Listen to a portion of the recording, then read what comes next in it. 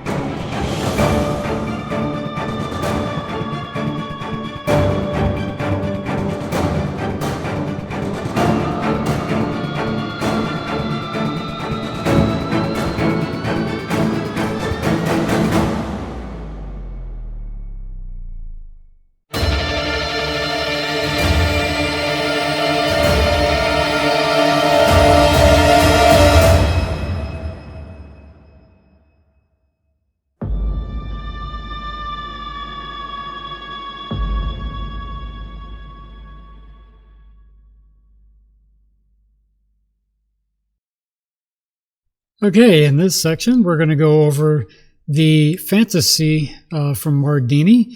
This is going to be tree trunks and vines. And in this particular setup here, brought in some base geo that I brought in from another outside node. So I start off with a ground, and this is pretty basic. I just copied over the build right here just so I could explain it real quick. But essentially, it's a grid set up with a bunch of polygons. And let me reset this so we can see everything. So it's 30 by 20 with 100 rows and 100 columns.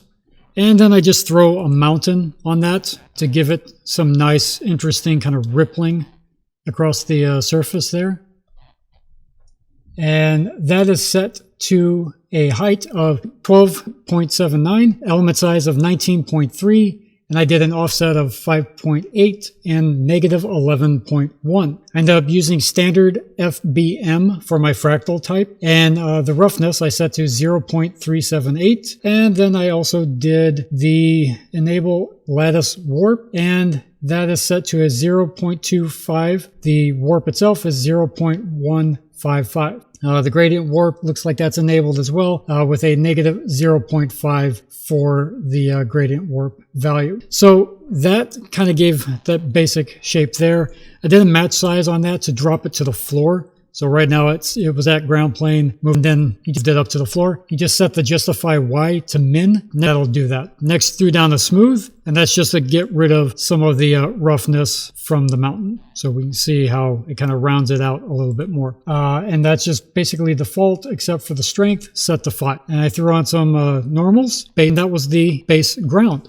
And that's what I import right here. So I have an object merge that's pulling that ground in. From that, I want to use the measure sup, and with the measure sup, I want to use the curvature and set the curvedness on the measure setups here, and a width of 1.2, and the attribute going out is still called curvature. To visualize that, I can hit enter over the viewport, and that'll show you the general kind of coloring there based off of this gradient right there. The next setup in here was the attribute promote. I took that from a primitive class and moved it up to a point. So I wanted that to be a point value. So from that, I did an attribute wrangle here, and it's a point wrangle, and I assigned the color diffuse, so at CD, and that's a capital C on that. I use a channel ramp. I'm calling it remap and taking the curvature attribute to feed into that. So this channel ramp right here allows me to kind of play around with choking the values a little bit. And let me turn off the reflection and the wireframe so you can see that a little better. So that's essentially giving us all of the peaks and all of the valleys on the geometry there. So this is a float value, so I'm getting red, green, and blue. I'm just going to grab just the red because I only need a float value. And I'm going to assign that to density. So it's at density. So as an example too, for this, just so you can see how you can kind of choke in the colors and dial that in to make it as strong or as weak as you want. So once I had that, I split it out into 2 groups, one called MTID, and this was my main trees, and then I did MVID, which was my main vines.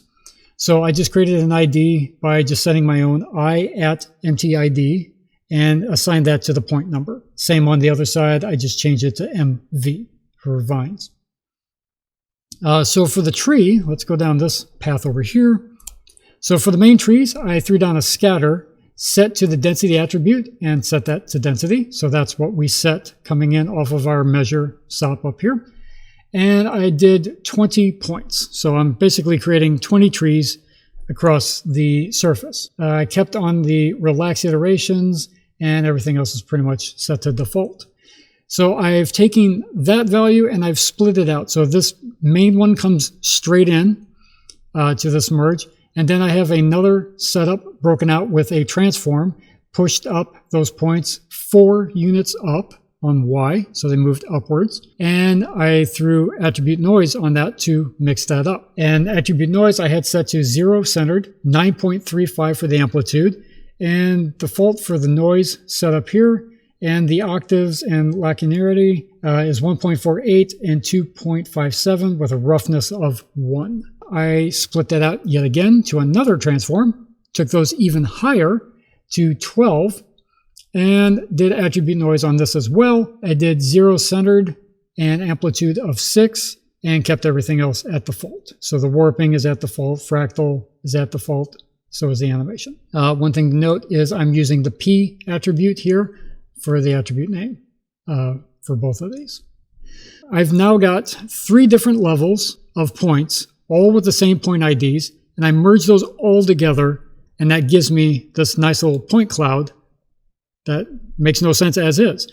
But if you throw down an add and go to the polygons by group, change add to by attribute, and then type in the actual attribute, which in my case is MTID, and now this will connect all of those points with the same ID numbers.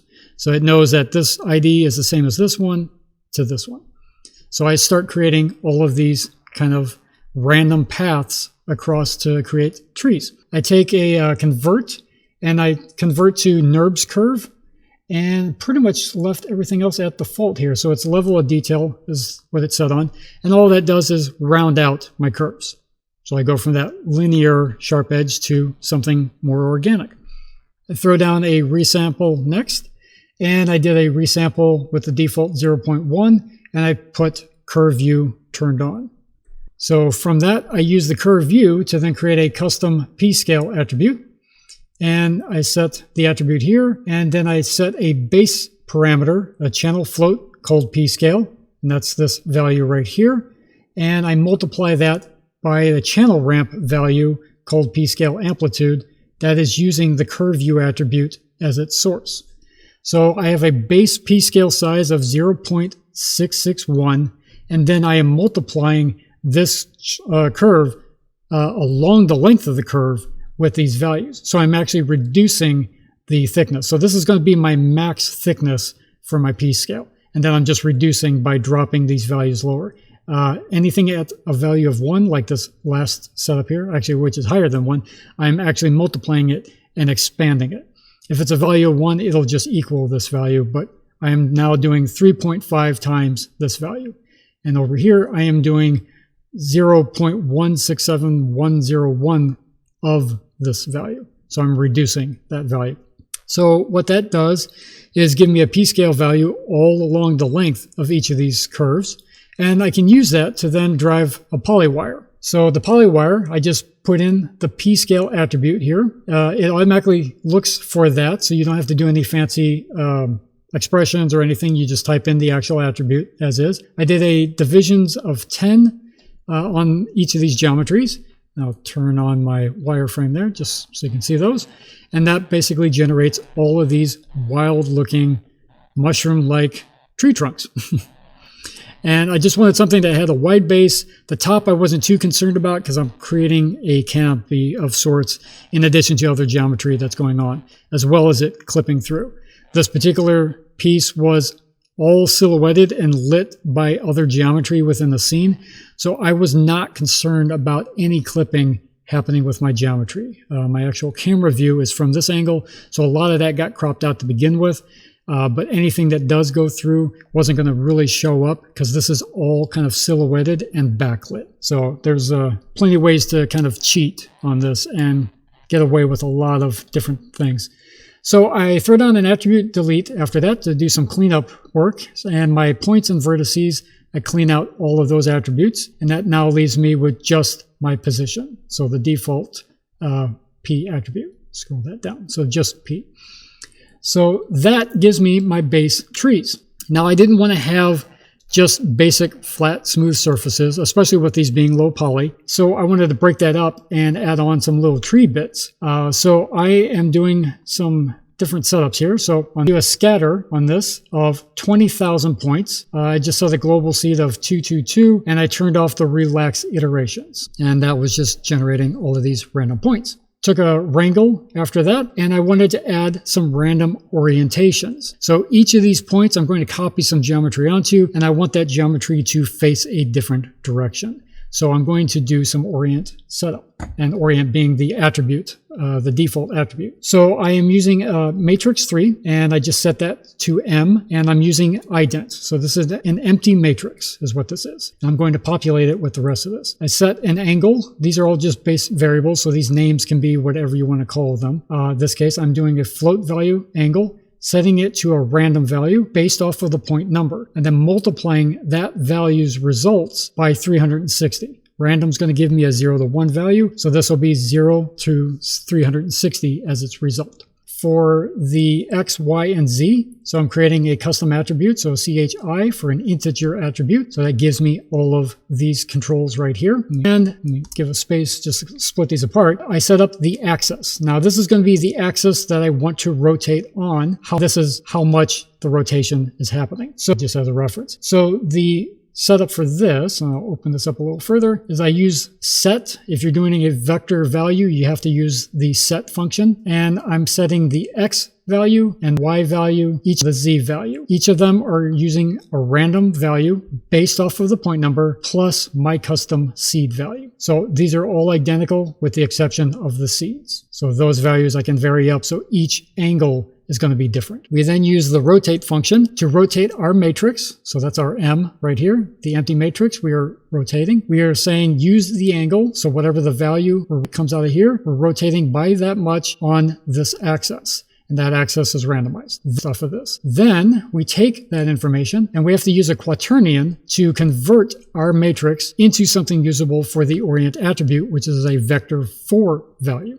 So there is not 3 values like a normal vector has x, y, and z. So there's just 0, 1, and 2 for its input. Orient actually has a 4th input as well. So a quaternion converts a matrix into that so we can use it. So the orient attribute is read later on by the copy points. So I also want to randomize the sizing of my geometry. So I'm setting up a random Pscale attribute, but I'm using random with a point number and a custom seed value. I'm remapping that value using a fit01 because randoms always return 0 to 1. So I don't have to set what its min and max is. We can use the fit01 function. So I'm remapping that random value between a custom min and a custom max value, and that's going to be these attributes right here. So I'm using a minimum of 0.034 and a maximum of 0.097 and a seed of 354. And I'm assigning that remapped value to the Pscale attribute. So now that I have that, I am taking, and let me reverse these a little bit just so they're in a more logical order, because this is the input of this stream right here, and this is the geometry I'm going to copy into that stream. So these points come in, and then I copy this geometry over. And if I zoom in here, you'll see a bunch of oddly thin shaped and random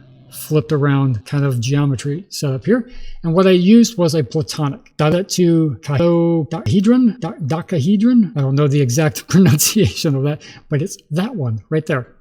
And then I used a radius of 1, so that's default, and everything else is set to default. And then I use a transform, and a transform I ended up scaling 0.2, 1.2, and 0.9. So that's x, y, and z. And that's just to kind of give it a warped kind of shape. So this is the source shape. And then based on our Pscale and our orient attributes, it gets rotated and sized accordingly. And that gives us all of this geometry, 400,000 points worth of geometry. So after that, I do some cleanup, and the point attributes and vertex attributes I completely delete by using the wildcard, which is the multiply sign. And that takes us down to just the position. So again, this is going to be a silhouetted object. I was not concerned about it clipping through the geometry. So if I template the tree here and zoom in, you can see that the edge of my tree is here. This geometry is going to be halfway through depending on its angle. There's going to be some cases where it gets completely clipped out, like this tiny little piece is probably just barely showing. It's clipped through most of the tree. But again, this was all silhouetted, so I didn't care about any clipping of the geometry. Let's open this back up here. And the alternate stream is our vines. So this gave us our tree, the final tree result. So now on our vines, it's going to mimic the same type of system. And I'm using the density attribute, 200 points, global seed of 222. Same with all of these are still set on. I do a transform of this to create a second level. This is offset on Y by a positive 6 and another setup that's by 12. I do attribute noise using the P attribute, 0 centered, amplitude of 6, and an offset of 21.2 and a roughness of 0.458. And then on this one, I did an attribute noise of 0 centered, 6, and default everything else. So using position. So all 3 of those options get merged back together to give us, just like with the trees, this nice little point cloud that we throw down and add polygons by group, by attribute, and MVID in this case, because I'm using the vines. All that gives us all of these connections. To convert that to give us some smoother lines, and you'll see that the colors carried over as well. That just happens with the point values. So the CD attribute that's in there gets carried over. With that, I throw down a resample, and that's just to give myself some more points, because currently I only have 3 per line, roughly. The NURBS kind of gave an extra point in there, I believe, but to smooth things out. But the resample helps give some more detail to it. So that resample is set to 0.2, and I use the curve view attribute on that. And the next is a point wrangle that I am doing a random mass attribute on. And this mass is going to be used because I'm piping this all into Vellum to do a simulation. So same code that I've used before, random set off of point number plus my seed. And then I'm remapping that between a min and max, and I'm assigning that to a mass attribute. So I did a minimum and maximum of 1 to 5, 40 seed of 45,322. So that gives me a random mass on every single one of these points. So some points are heavier than others. I then do a point group expression here on points, and I do this to grab the start point and the end point. These are my connection points for my vine. So I want to be able to anchor this to the ground and anchor it to the top on the tree. So that is done I give it a name called vine pin, and that's using the curve view attribute. Curve view does 0 to 1 along the curve. So I can simply say the point is equal to 0. That's my first point. That's or. That's a double pipe symbol. And I'm checking for the first point or last point. And that will put both of those into a vine pin group. So that's what all of those yellow nuts are. Now that I've got that, I can, initially I'm going to disconnect this because that was an afterthought, and I'll talk about that in a second. So I dropped down a Vellum constraints, and this is going to pin all of my geometry. So I flip this over to pin the target, and it's going to be a point group. I show the vine pin group, and you can select that from the drop down here when you change to points. You can have the geometry guide on if you like, but that's all you need to do to actually lock down those points. After that, I did another Vellum constraint, and this was set to string. And before I get further in this, I'm going to go back to frame 0, or in this case, -20. I gave myself a pre-run before it hits 0, just because I'm going in the Vellum solver, and if I'm over here, it's going to calculate every single frame when I click over. So I didn't want to forget that. So the constraint type, I'm turning this into a string. And for that, everything's default up top here. The stretch stiffness is 0.98. And for the scaling, I did 1E plus 10. And you've got all of these options. The drop down here. Dampening ratio is at default 0.001, as well as the rest length. For the bend, the stiffness is 0.85 and 1E plus 10 for that as well. And the dampening, I did 0.05. Everything else is default. Then for the solver, did no forces inside. So load that up first. So inside here, you can add wind forces or pop forces if you connect. I didn't do anything there. I kept it simple. I did it all on the top level here. So for the solver, timescale of 5, substeps of 2, and the collision and everything is pretty much default.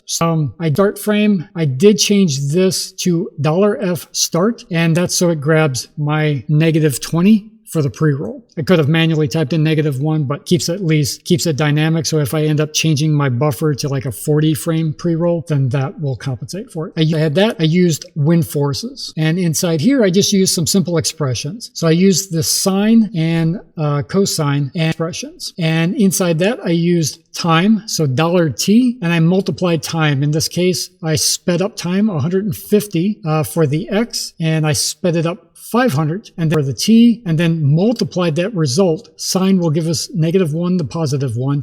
Multiplied that by 2. So now I'm getting -2 to +2. This is going to be -1 to +1. This cosine is the inverted. And I forget which one starts which. I think sine is +1 first, and cosine is -1 first. But this is using time as well, and that is multiplied by 175. And then I took that result and decreased it by multiplying by 0.8. Everything else pretty much is default across the board on that. I didn't do anything else custom on that. After the sim was done, I did some cleanup here, and I deleted all my attributes, but then preserved my velocity, my curve view, my mass, and Pscale. And you use this little inverted V, I forget the actual character name for that, but if you hold Shift 6, that will give you that character. And you have to make sure that you do that. If you select an item in here, it won't do it by default, and it'll act as if you want to delete it, not save it. So you're basically saying delete everything except the so I am deleting all of my primitives and details just because simulations, they give you a lot of bloat of information. Some of it you need, some of it you don't. So that gets cleaned up, and then I cached all of that out. I just load from disk and save that to disk. I saved all of my frames across that. And what that does is give me a simulation like this. So it drops down and the wind just helps keep it active. So it just kind of keeps swaying. And the 20 frame buffer gives me that whole jolt of it settling here. It gives me a chance to let that happen so I can start my actual shot. So from 0, it's actually kind of a sway, large sway, and then it kind of evens out a little bit. But it just continuously moves. So with that, I set a custom Pscale attribute across the length of all of these curves, just like everything else. And there's a base Pscale multiplied by a channel ramp. And that channel ramp is using the curve view attribute that we saved, so it's its input. So my maximum vine thickness is 0.047. The channel ramp here decreases that value across the length. And I have all of that set to these values here, and it maxes out at 110 on the very end right there. So once I have that, I can pipe that into a polywire as well. Same thing, use the Pscale, and that gives me this right here. So I have a thick vine at the base and an extra thick vine at the top. Again, this was clipping through all of my tree geometry, and this was also adding to the cover of the canopy to create some shadowing if any light was coming from the top, which I was doing a light initially, but changed my mind after the fact, so the lights are more kind of ground level. So that's the base geometry for that. I did some group deleting to clean up everything. Same thing, the multiply wild sign there. Now I have just my base attributes and the UV. Now for the vines. I needed to do a couple of layers. So I ended up doing some more cleanup here. So this is an attribute delete to rip everything out. So the vines are just base geometry at this point. And that goes into, this is time shift. This is some interesting stuff because I'm doing some vine mounts here. I'm going to add points to this, just like I did with my tree. I'm going to add all of that geometry kind of scattered across this. The difference being this moves. So because this is moving, I'm going to have to move that geometry as well, the points that it's attached to. So what I'm doing is creating a rest frame, essentially, of that movement. So I do a time shift, set it to my first frame, -20, and that just gives me a freeze frame, essentially, of all of that geometry. No longer animates. Once I have that, so I'm adding some scatter here, which is 2,000 points, global seed of 222, and relax iterations I turned off, so this is more evenly distributed across all of that. I set normals in general on that, up normals. So I set the normal attribute 0, -1, 0. So I want those normals to point down. So you can see all of these are pointing down. And what I'm creating here is SubVines. So I'm going to be doing the same as the tree with the other geometry, but that's going to be this alternate setup over here. Right now I'm doing vines on vines. So I'm having like smaller vines hang from the main vine. So once I have those normals, I am setting a random length for each of these points. And that attribute is just a general seed value and then a min and max. And I am assigning a custom length attribute. So f at length. So this is float. And I'm doing a fit 01 for a random, which is based off of the point number plus my seed, remapped to my min and max. This is similar to the other previous build for remapping. It's just done differently where the random is put inside of my fit here at the assignment level instead of becoming its own variable that then gets assigned. So it's same thing, just a different way to write it out. I now have all of these points. Now these points need to move with the vines. To do that, I got to use a point deform.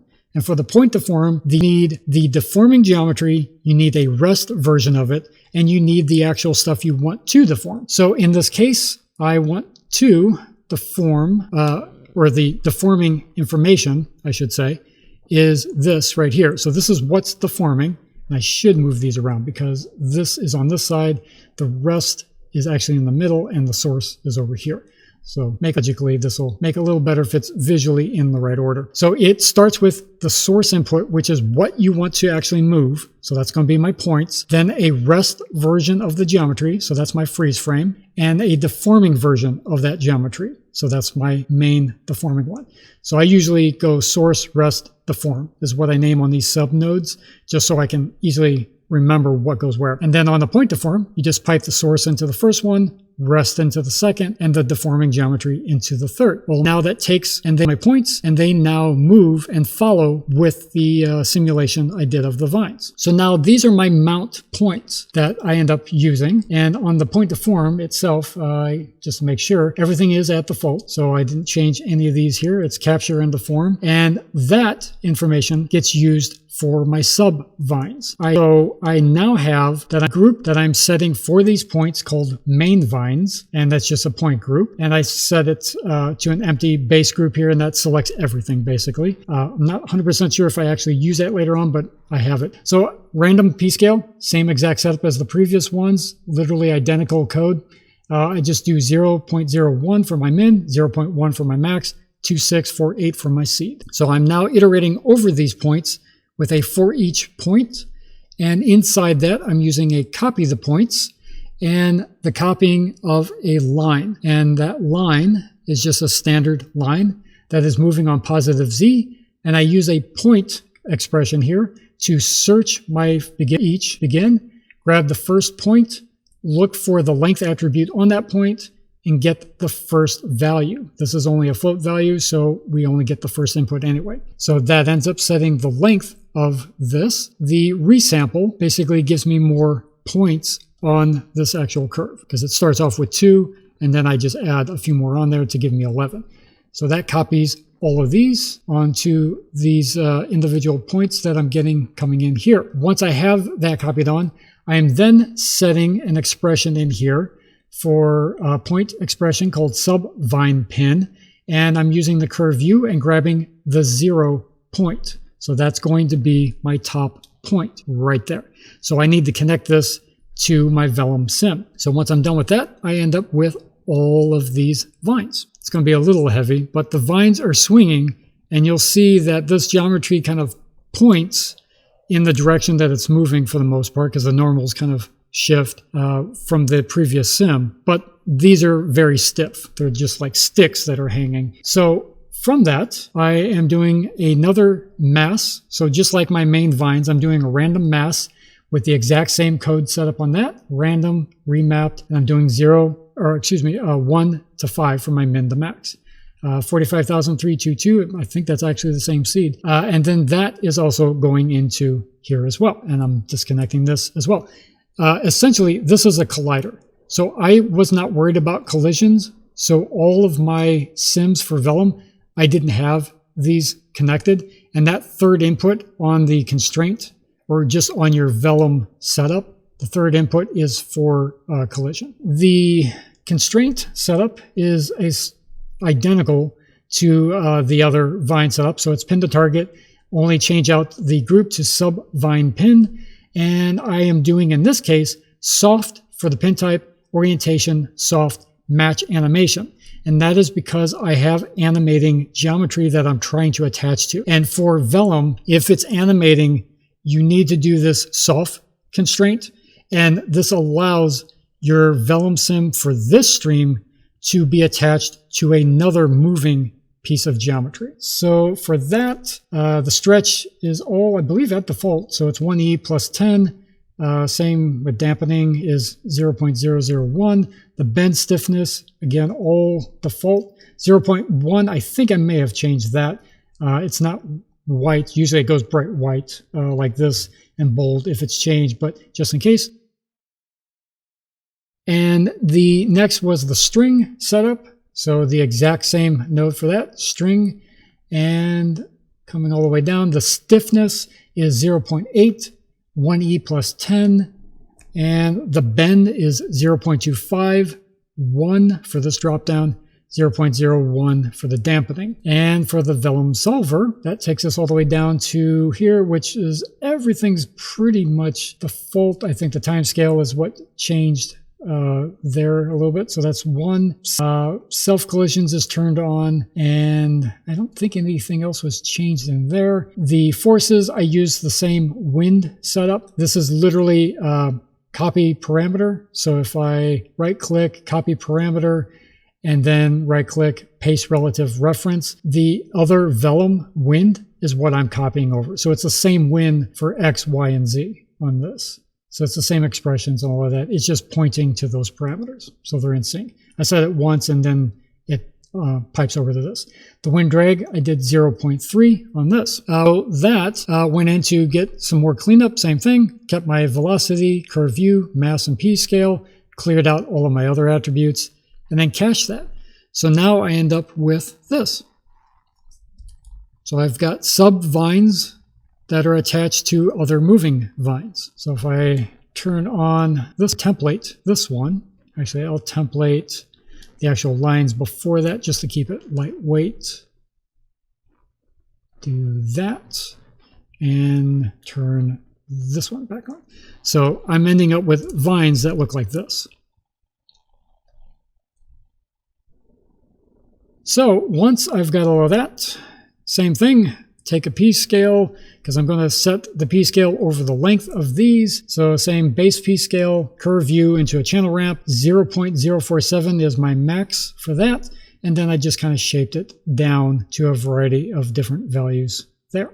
Threw that into a polywire and set Pscale to the wire radius, did more cleanup with an attribute delete, and a group cleanup as well, and that gave me my SubVines. With that, I have two different sets now of vines. I've got the main vines and SubVines, the shorter ones, and both of those I want to put those texture bits on. So I am now getting back into this same deformation setup that I had to do with the mounts for the vines themselves. So I am doing a freeze frame of this, and let me make sure nothing else is templated. So I'm doing a freeze frame of my main vines, set to -20. I am doing scattering points across that, 2000 with a global seed of 45,254, turned off relax iterations, and I did random orientation, same exact setup across the entire board there. This is all random. The seeds are the only things that are probably going to be different here. So 463, 2458, and 3452 for X, Y, and Z. That then goes into another random Pscale. This gets used a lot. These are very common setups. So same thing in that. Minimum of 0.025, 0.05 for max, 2648 for my seed. And then I copy over that same platonic with a transform that is slightly varied, I think, in its scale. This might be the same values. I can't remember what I had just said earlier with X, Y, and Z, but that's what I did on those. And that gives me those same little kind of nubs of geometry that get thrown onto the SubVines. Now, these are locked in position. Got to move those as well. So I have to do a point deform for this. Now, over on the point deform, I have this set up one way, and I'm going to show you two different ways because I corrected it, I believe, down here. Yes, I did. So I'm going to show you the way that I put it in my actual piece, and you can already see some weirdness, like these long extruded lines, and that's because these items are swinging and moving, and the radius will start picking up on points in different areas and different movements, and it'll start attaching to different sections. So moving things around, you'll get some weird wonkiness of that. Whereas in this other setup, that does not happen. And I'll show you what I did to fix that. But essentially what I've got going in this is my deforming geometry. I didn't put a null in this, so I will do this as, let's see, that'll be the stuff I want to deform, so I'll call it my source. I'm just copying over that node just so I have that as an input because my point deform is right here. I am using the same rest and the same deform from my vine mounts coming into my point deform over here to move these new bits of geometry. So that is all set to the default setups. This piece attribute is what I actually should have used to eliminate all of this weird goofiness that's happening there. So after that, I did some cleanup again, point and vertices, cleared that out, groups, cleared those out, and that gave me the texture pieces that I had for that. Now that one's got some artifacting in it, and that shows up in the final render, but it's tricky to see because, again, this is all silhouetted and shadowed. A lot of the stuff up top is hidden by other geometry that's in front of it. So it's a lot of chaos and visual noise, so it didn't really matter. So for the subvines, the smaller little bits and pieces, I did a correction on that. So use the same thing, time shift on this, and this is using the frame. So I'm actually getting the actual input on this over time. Now that probably should be a still frame. I could be wrong on that, but we'll see how that plays out, because that is getting used. Okay, yeah, that is correct, because I am using this as a moving piece, but then I also freeze frame it later on over here. So this is coming in from there. The clamping is what this is primarily for. So I am freezing the first frame because I didn't have any information beyond this point, because my sim started at frame 1. So I'm just freeze framing, doing a start of 1 and clamping the first on that. So that's what this is for. I then created an ID. Now this ID is what's vital. So each of the points on the vines has an ID called PC ID, and it's equal to the primitive number. So the primitive, I'm just doing the actual, let me grab wrong one. There we go. So each of the vines has its own unique number, and I'm transferring that number over to the primitives, and then I'm promoting that number, the PCID, to the point level. So now all of the points on those vines has that ID, every single one of those. And that comes in handy because this will give us the information we need for the point deform overall. So my deform is here. So that's my deforming geometry. My rest is coming from this time shift over here. This gets a little chaotic because I have a lot of nodes overlapping in here. So I am doing some cleanup here, keeping the ID on here. So I have the position and the ID. There's groups in here still that I keep. And this is the time shift where I freeze frame it. So this gives me my rest value. So I've got my deform, my rest, and now I need the source that I want to move around. And this freeze frame is going to give us the points that I copy onto, and that's 20,000 points, 222, and relax iterations turned off. A lot of it's copy and paste. This is the same random orientation, random seed values, 500, 200429, 3852, and then Pscale of 0.025, 0.035, and 354. And then I copy the points. Platonic, that is set the same, and the deformation, that is also set to the same values. So this is a lot of copied and replicated information. So this is my source geo that I now need to deform and move along. So on the point deform, I do the same thing. The source goes into the first input, the rest goes into the middle, and the deformation information goes into the third input. Now the difference being that I use the piece attribute. Because I have that point ID on there now, it knows specifically where to attach things. And I just pick that from the dropdown, PCID, and then that will actually now move everything across here without any glitching that's happening there. Everything is now isolated. There's both ways on how I screwed it up and how I fixed it. So cleanup and group delete cleanup as well. Removed all of that stuff, and that gave me the texture for that. And this last little section over here was just so I could preview all of the elements together. So with that, the fantasy vines and trunks is complete. In this section, I'm going to go over my mountain range that I created for the valley entry. And I began this with a simple curve. So I only threw down roughly about 8 points here. And I zigzagged those randomly across the length of almost 10 meters there. I set this to a primitive type of NURBS and kept everything unchecked across the board here. With that, I resampled this to get more points along this path to get some more information in there. So 230 points on that. I set that to maximum segment length of 0.04, and I turned on the curve U attribute. Now this allows me to basically use information which will map the curve U, which is going to be a 0 to 1 value across the length of that curve, and that'll allow me to kind of manipulate stuff along the length of that if need be. After that, I threw down a match size node here. I'll zoom in just so you can see these nodes a little better. And for the match size, I just set the justify X and Y to none and the Z to center. So all I did was center this on the world, 0, basically, but along the Z only. I then threw down a point wrangle and set an ID for each of those points along the curve. So I just did I at ID equals point number, so PT num. And that uses the actual point number that you would have on each of your points, and that gets assigned to the ID attribute. If I go to my geometry spreadsheet, we'll see ID right there. Once I've gotten the ID, this became my core curve, and I like to throw nulls down like this just to have some easy referenced nulls for different segments of a build.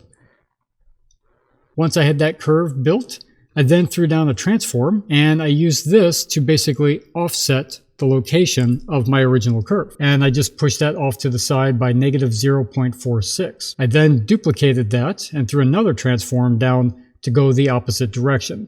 And in this particular case, I just expressioned over to this transform. So if I right click here, go copy parameter, and then go back to this node, and then right click and say paste relative references, that will put down an expression here pointing to that actual parameter. And then I put a negative sign right here, the minus sign, and that's to negate the value of this here. So it's just inverting it. So I have one to the left and one to the right. Both of those get merged back together, and that gives me a nice little central path that I then create a group from, and I call this my U prim. Now I'm prepping ahead of time. I'm going to be using the skin sop later on to actually put a mesh across this. So I'm going to have all of my curves that are running along the Z axis are going to be my U prims. And then all of the joining curves along the x-axis are going to be my V prim, and that's going to give me my UV that I use for the skinning later on. So this group is a primitive group, and I don't put anything in here, so I'm selecting everything that's in the stream right here. So it's going to be both of these primitives, and I just output that as valley center as just a general reference null. I usually go ahead and color these. If you hit C, you can get this color palette here, and this just helps them stand out. So once I had the center there, I then offset to the left and to the right some duplicates of this same curve. So for this left curve here, I duplicated that stream over to this side with an attribute noise. And what I did with that was just basically mangle up the actual curve, give it some character. Now this is going to be because this will be the peak of my left range. I'm going to do one for the right as well.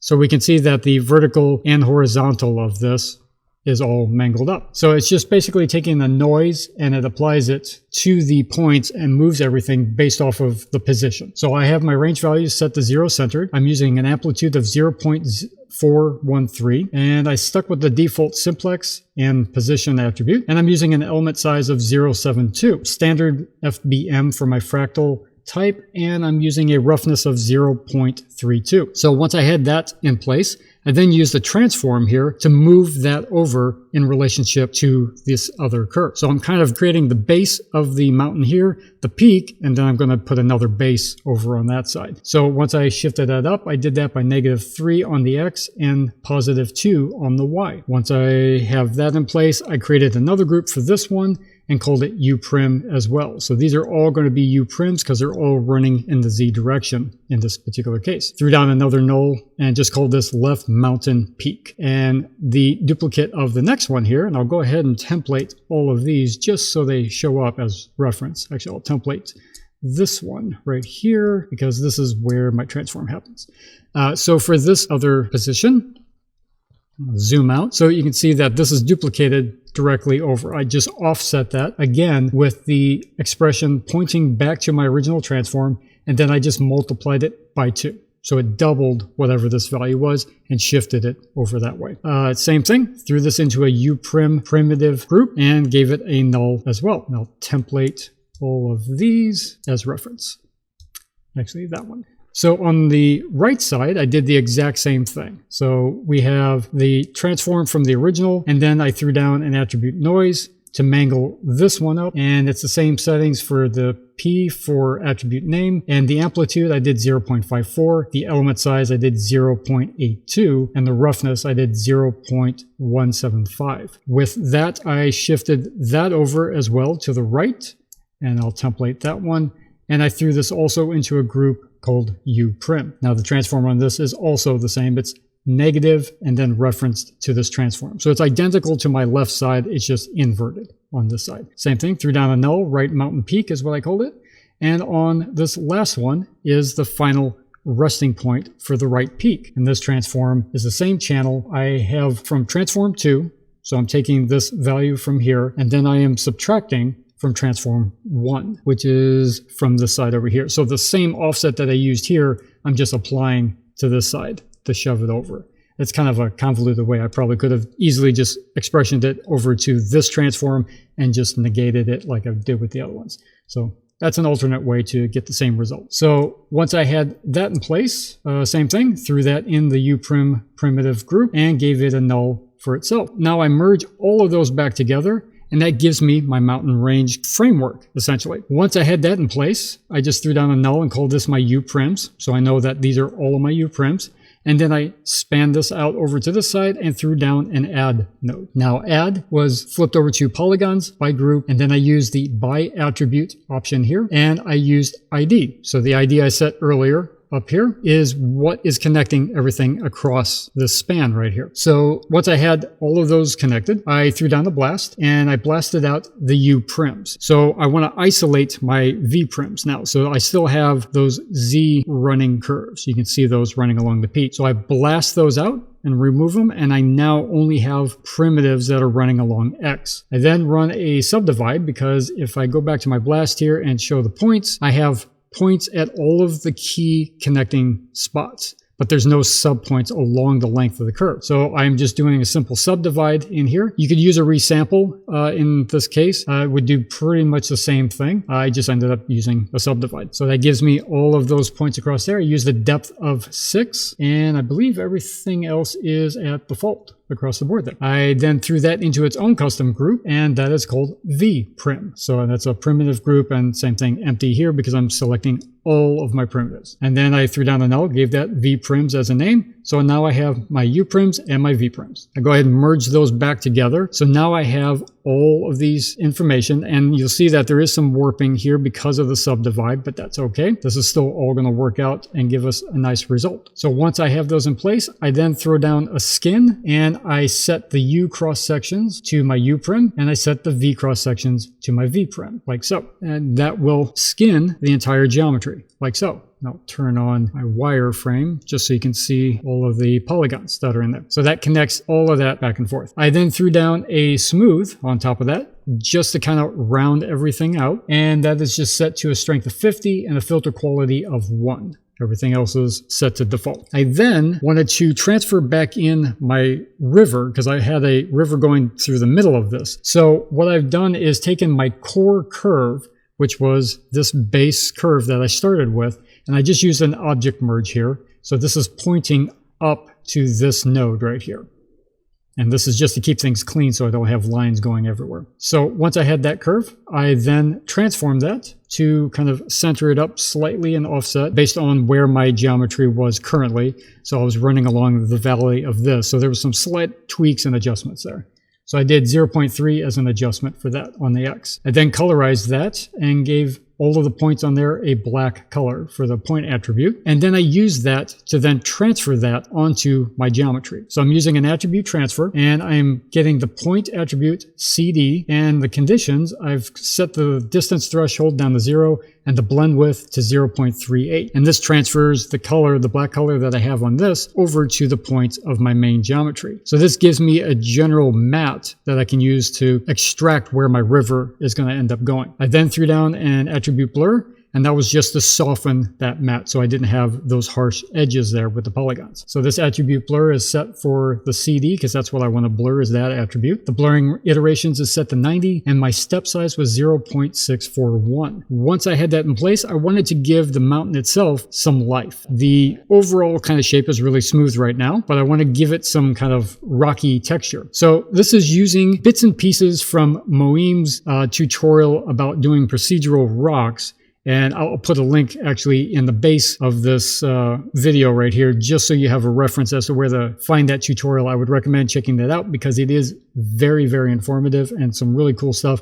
This is me kind of cherry picking some aspects of that to use within this build. So this isn't 100% of what he's got going step for step, but this was kind of bits and pieces that I wanted to kind of bring over to this after I had learned his technique. So what you do is put down a point VOP in this particular case, and I have some parameters here that are promoted to the top. I'll dive inside here. So what we've got is our geometry VOP global here, and I'm grabbing the position, running that into the position here of a unified noise static. This is what's going to create a noise that is basically giving us a core shape across here. Now that noise I have currently set to Whirly Cellular F1 with the fractal type set to terrain. This is all default, I believe, but the linearity is 2.01234 with max octaves set to 8. I've exposed the rough, frequency, offset, and period up to the top. You can do that by middle clicking any of these little dots right here and choosing promote parameter, or you can go to the little cogwheel over on the side here, and if you click that, you'll see promote parameter. So once I have my noise, I then take the output of that noise into this EFIT, which is a fit range unclamped. And this is just basically remapping the values. That information goes into a multiply, and I am multiplying the results of this against the color right here. So what I want to do is subtract this river section from this value in the noise. So I want to have the noise only be on the mountains and not in the river section right there. So I'm just subtracting that. Since this is not quite 100% black, so it won't be a zero value per se, it's kind of a gradation. So the closest it gets to zero will be like 0.001 or so, which is what will be multiplied against this value. So it's a reduction of whatever this value is. I then took this multiply and I promoted this third parameter so I could turn this into a scaling function. So I could increase and decrease the intensity of how this was affecting it. That then goes back into a displace along normals, and this will take the normals of the mountains and basically push that new value out in those directions. And then that result goes into the position. And that's what gives us this look right here. So if I go back up top and go to my node right here, the frequency I had on my noise was 0.6 across the board. I did an offset of 0.3 on the X, negative 90 on Y, and zeroed out the rest. The amplitude 0.335 and roughness 0.347. And that's what gave me this kind of base look right here. Once I had that, I just did some cleanup, and this was to remove some attributes. And this is removing all attributes except for my color. I wanted to keep that river color there because I'm going to isolate that later on. I did a group delete as well, and using the wildcard, which is the multiply sign. That's what these are both here. And using the caret symbol to actually keep any attributes. Since I'm telling to delete everything, I need to say delete everything except, and then whatever attribute. So that does all of the cleanup there. I throw some normals down on this, and it's just standard vertice normals. And if I look at these now, I should have my color, my position, and my normal. Once I had that, I did another pass of some more noise, and I just changed up the frequencies. So if I dive in here, we've got the same setup here. So we've got the unified noise static going into the unclamped, which is then going into the multiply and the displace along normals. The only difference in here is I probably changed something in here, which it looks like I've matched both of these. You can change this up to standard FBM or hybrid just to give yourself a different look if you're going to be stacking these on top of each other. It looks like I managed to just keep both of those entries the same and then varied up my actual values up top. So my frequency and offset right here and the roughness. I should mention too the amplitude, the name you didn't see amplitude written in there, and that's what this multiply is. The third one that I promoted, it'll show up as input number 3 or 4 or whichever number it happens to be for your case. And if you go up to edit parameter interface, you can rename the parameter. So once you get it, you'll see input here, it was input 2, and all you got to do is go to the label and just give it a new name. And then you can say apply and accept. And then that'll change the name right here. Otherwise, that'll say input 2. Once I had that in place, I did a frequency of 1.8 across the board and offset of 57, 140, 32, and 32. So I kind of mixed that up across this whole shape. An amplitude of 0.389 and a roughness of 0.449. Once I had that, I did a remesh of the entire geometry, and I did that with a target size of 0.05. And this was to give me a lot more resolution on this geometry, and that's because I'm going to add in some more finer details. Inside here, the exact same setup. So it's unified noise into the unclamped, into a multiply, into a negate, because I'm inverting this now. So instead of pushing out, I'm going to be pushing in. That's the only new addition. This goes into a displace along normal and then back out to position. And if I go to my unified noise here, I did change up everything to be a Whirly Cellular F2/F1, or this is actually subtraction. So it's F2 minus F1. If you're familiar with Whirly noise, there's going to be 2 to 4 outputs, and you can mix and match those outputs. So the fractal type is standard FBM, and everything else is default. And I promoted the same parameters there, so the roughness, frequency, and offset, as well as the input 3 for my amplitude. So if I come back up and we look at this, this is now cutting in to give us more kind of sub details in there. The setting on that was identical to the previous one. I should change that up. It's actually a good idea to change that up, especially the offsets.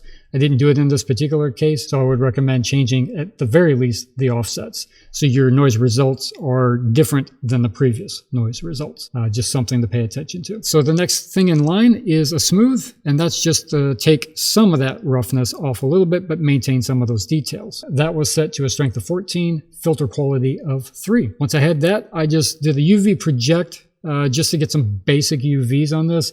I ultimately did not end up needing that in the end because I didn't put a texture on it per se. I found a different solution, but this was still in my stream of my build, so I'll show it anyway. So I did some transformation work on this, and I'll turn on my quick shade here just to visualize what this looks like. So from above, and we can see that they're already backwards, so this is probably not the greatest UV work in the world. And if you've seen any of my previous tutorials anywhere, you'll know that I am not a UV person, and I do not like UV work, and I try to use the quickest, cheapest possible solution that I can do, and that's why I use these nodes like quick shade, project, and UV unwrap. So this is initialized as orthographic to its best plane, so it's probably projecting from the top, but I did some translation and rotation and scaling on this just to kind of bring things in. I could be absolutely wrong on all of this information because, again, I'm not a UV person. So the quick shades there, just so I could visualize that. I turned that off because it does add a material right here, a shop material, if you don't turn that off. Like so. Then I threw down some normals and then did a null for my mountain base. So this is the base mountain. Once I had that, I threw down some color here just to wipe out everything on that side. And the river itself goes out to another stream, no pun intended there. The attribute promote, I've taken the color that comes in from that, so that river part right there, I've taken that, promoting that from point to primitive. And then once I have that in place, I do a expression for a primitive group, called that a floor, and I use a vex expression here, and I take the R channel, so it's the red channel of my color. So you have R, G, and B, and I'm checking to see if it's less than a buffer, and the buffer is just a custom parameter. So CHF is giving me a parameter that when I click this button creates this slider. And this now allows me to change how much of that river gets selected into my group. Once I have that, I just throw down a blast saying take the floor and delete everything else. So now that isolates just my riverbed, like so. And I use that in another setup outside of this to create the river. So once I had the main mountain here, I do another attribute transfer, and this is coming back from that core curve that I used earlier, where I transformed it and colorized it to transfer in the river like I did before. I do the exact same thing on my final results, and I grab a smaller section. And this is using, same thing, point attribute, grabbing the CD, and under conditions, I just change the distance to 0.172 and the blend width of 0.038. And once I had that, I dropped the riverbed to the floor. So let me zoom in here. So we can see the river path coming through here. And what I'm doing is I'm taking a point wrangle here and I'm using it to displace the geometry. So you can see how that dropped down vertically. And all I'm doing is setting a local variable here called river area. And that is taking the color channel and it's taking the red version of that because this is a float value and that's all I need is a float. So I'm grabbing just one channel. So it's the red channel. I'm using a fit 01 because my color channel should be 0 to 1 to begin with. If it goes above that, it's getting clipped, but this is okay. And I'm just inverting it. I'm just just saying take that color channel and invert it from 0 to 1 to 1 to 0. And I'm using that because I need mathematical value of 1 to actually display stuff. If it was 0, it wouldn't move. Actually, the rest of the mountains would have moved and this would have stayed put. So I'm just inverting the value. I then create a scalar, again, local variable here called float, and that's what this is right here. And I set it to 0.053. This is a multiplier against my river area value that's coming in. So I take the Y position of all of my points, and I say take its current position and subtract the river area times my scalar. So that math is all multiplied and then subtracted from its current position, and that's how I get it to drop down, like so. After that, I throw down an attribute delete to remove all of the attributes and do some more cleanup work there, so I get my position and my normals and my UVs. So now I have my river bed. Now the remaining few nodes in there are related to houses.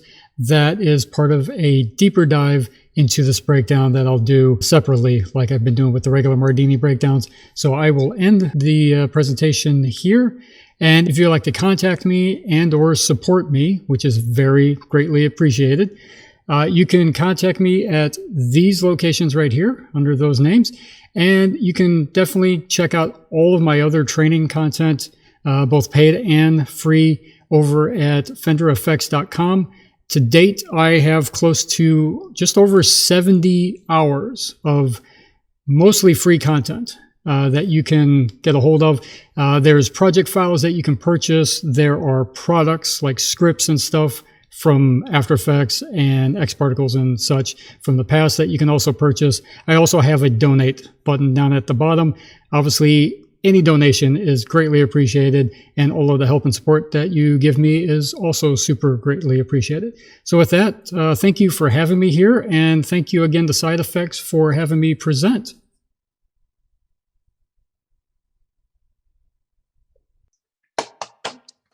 Yes, Yeah, sir, great. David. Good stuff. Everybody still awake? Yeah, that was great. So now we can open up to questions. If anybody has any questions. Good job, Dave. Thank you. Don't be afraid. I know it's super tech heavy. I try to simplify it or make it at least approachable, but I know there's a lot of Vex and there's a lot of crazy high level and low level mix going on there. But Yeah, I noticed that a lot of the low level, high level, like, you know, especially in 18.5 version, there's some new tools. The sweep is new, the mask by feature. But I think it's also important to show the low level, like what's inside of those tools. yeah, too. I've taken this approach. Obviously, when you start to learn a software, you tend to gravitate towards what you already know. And that's obviously happened here. My original into Houdini was through Vex. That's kind of how I got into Houdini, because I was just code centric at the time, and that made more sense, and I was able to accomplish things faster. Yeah. So I kind of like learned backwards that way. But building at the low level, I'm finding a lot across a lot of software gives you a universality Yeah. that high level stuff doesn't afford you sometimes, because I think it's super important. Yeah. yeah, I mean, it's good to know both, and obviously under tight deadlines, and you've got to knock stuff out fast. You want to use the high level stuff, and it'll have the parameters that you need. It's just when you get into those low level ones, you can start controlling things the way you need it, and it's still compatible. Like I can open up a version for the most part of one of my project files in older versions of Houdini or vice versa. Like those builds still translate for the most part. I don't have to worry about a node breaking for the most part, because I have, it vexed coded out in some respect. And you're also just creating exactly what you need. You're not needing, because there's a lot of features you might not need.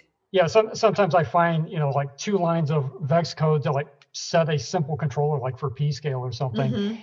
It's simple. It's like I see exactly what I'm using. I don't have the visual clutter of all of the other options and parameters. So yeah. Like using the attribute noise and the VOPs, like half the time I don't use VOPs unless I'm using noise, because it's so much easier to do noise through VOPs. So it's like I don't want to code all of that out. So I just, use the easy method.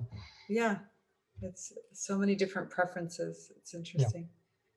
Yeah, everybody's got their own work style. So, and you were, Justin was commenting about my organization and stuff. That's a throwback to like my technical director days. I was building pipelines. I was building systems to keep everything organized because I was getting work from other coworkers that was anything but. So. Yeah. I wonder if you can talk a little bit about how much of each day you spent sort of on the challenge artistically, like developing the look that you were going for, or if it was something where you kind of jumped in with a vague idea and you let the tools kind of guide you to your final process, or if you had a very clear vision in your head when you started. It's a little of all of the above. Some days were way more clearer. I had an immediate idea and I was just like hitting the ground running. I was focused. I knew exactly how I was going to build it and knock it right out. Other days were like, I have no clue what I'm going to do. I spent a couple hours the night before in bed. Like my wife will attest to this. I got the iPad in front of me. I've got Pinterest up and I'm like thumbing through anything that's like a keyword related to that day's topic and just trying to get an idea of some kind. And that would happen occasionally. I would get one image that would like spark a related idea. And I would dive into it and then go, oh my God, I can't do this in time, and scrap it completely and just start from scratch. And it's, I'll have to post this at some point. I actually did do a timesheet for all of my days, my clock in and clock out. Wow. So I can literally tell you the amount of hours I put in working, like physically building the thing, and how many hours I put in rendering. I can't say it off the top of my head because it kind of varies all over the place. But most days I was putting in probably 5 to 6 hours on average overall. And renders varied wildly. They really did, depending. But yeah, being that I'm in LA, my time frame was like totally truncated. I had to post by 9 p.m. because of that offset of time. And I'm not much of an early morning person. I used to be, but I'm not anymore. So I'm usually getting up at about 10:30 in the morning. So stack on that, my time frame was really truncated. And so like, okay, I got to figure this out really quick. And yeah, some days clicked, some days didn't. Some days I was just out of my mind and trying to get something out the door. And I think Moeem actually commented on one of them because he was like, what's going on here? It was just an absolute crazy, like it made no sense whatsoever. So I'll be doing that breakdown in the future, and I'll be explaining what actually happened that day. So how did the experience kind of change you? Like how are you moving forward? Did it influence kind of like how you are now in terms of how you use Houdini? And it always changes your perspective, because the daily challenge of Mardini and like with Hulai, you know, like I'm representing on that, because I did Hulai, that was my first kind of dive into this daily challenge thing. That one I had started a week and a half late and still managed to like jam through and do the 31 entries. And I did a lot more stills during that challenge for that reason, to catch up. This challenge for Mardini, I did animations between 8 to 10 seconds for every single entry, with the exception of one, because I got a bit off more than I could chew, and I knew volumetrics. I was foolish, you know. I deal with volumetrics and I know they're heavy to render, and I still went for it anyway, and I failed miserably. So I got a still out that day. But yeah, like doing the daily challenge, it really pushes you to learn different areas of the software that you would never really use. Like I'm a particle and volumetrics specialist. Like that's what I kind of focus on mostly. And then like the tech side, like any TD skills of doing HDAs and so forth. So doing fur and grooming, I have no clue like what that's all about. Or doing character rigging, you know, like kin effects, when that came out, was like, oh, let me look at this because it's SOP level, and that's something I know. Like I can vex it, I can VOP it, I can do something that I'm familiar with to kind of like force it into my world a little bit. And yeah, trying to like build all that stuff, it really helps you expand the knowledge by forcing you to learn something new. You always want to get out of your comfort zone, because that's when you're uncomfortable, you're learning something. right. And whether you fail or succeed, it doesn't matter. You did something and you learned something from it, even if it's as simple as I'm never going to do that again. So you learned a lot is the takeaway here. Between Pscale and Mardini, I've learned so much. And I think the growth between the two is evident in Mardini because I think there was like four wins or 5 wins that were second and third place. That's great. Wins. And Pscale, I didn't place at all. So that must have been exciting for you. It was. Yeah. Every email I got from Ben saying, "Hey, you placed on this," I was like, finally. Yeah. This is amazing. Yeah, Ben, you're great. Yeah, great work. Yeah, because I would have to contact all the winners to collect the footage for the Mardini reels that we did. Okay. Right. So I had the cool job of telling people, "Hey, you won. Send me the video file." Yeah, that's a happy job. Yeah. It was awesome because that was like I get no messages, so all I have is Ben's thread of like Mardini wins and our conversations that we had. That's great. It's kind of nice. Yeah, so great work, David. Thank you. The presentation video will go up on Side Effects' YouTube and Vimeo channel probably tomorrow or shortly after. So yeah, everybody can check it out again. Deb, is there any other LA Hug announcements stuff? Yeah, I am working on a drink up. Hopefully everyone that is local will join us. Yeah, we gotta do this. We gotta meet in person now. It looks like there might be one more online hug, but that should be it. Yeah, so lots of, I'm really looking forward to all the in-person ones, starting those again. So we'll see you all soon. Yeah, it's exciting. Yeah, keep an eye on the meetup group and the Discord channel for all the upcoming stuff. And thanks again, David. And I think with that, we can say farewell. Yeah. Thanks everybody. Bye, everybody. For showing up. Thanks, David. All right. Thank you. See you next time. Awesome job.